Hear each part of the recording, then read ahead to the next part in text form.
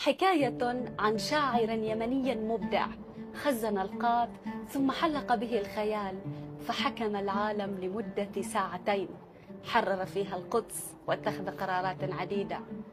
قال في شعره: مضغت القات بعضا من نهاري مع صديقي عثمان الذماري، فما أن سار من وقتي قليل إذ الشعب يهتف باختياري، ونادوني أميرا رغم فقري وأهدوني الحراسة والجواري.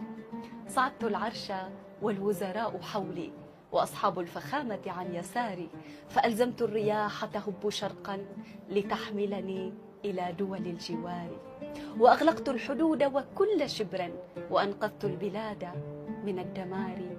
ومن بعد الأمان ذهبت غربا ولم أرجع قليلا عن قراري، وقوات التحالف طوع أمري أوجهها فتعمل باختياري.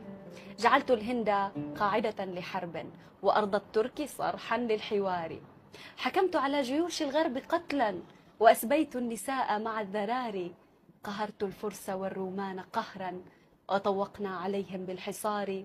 ومن باريس أصدرنا قرارا بتجميد الموانئ والبحار. أخذت بايدن معبوتا قصرا وبنيامين أسرع بالفرار.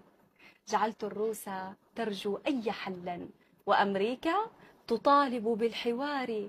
فتحنا القدس في عز وفخر وأجلينا اليهود إلى البراري، وصلينا بها ظهرا وعصرا وكبرنا بهذا الانتصار.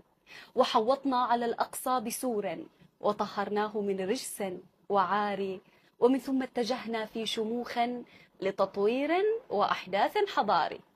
أعدنا الشام للإسلام فخرا مقر الحكم والسوق التجاري، وفي بغداد شيدنا قصورا وعاد اللاجئون إلى الديار.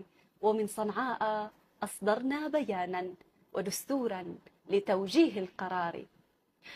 ولما أن رميت القات ليلا وناديت الحراسة والجواري إلي بالعشاء فما مجيب ولم ألقى سوى ذاك الذمار. إنسان نبيل حتى عندما حلق به الخيال فكر في العرب وفي الحلم العربي.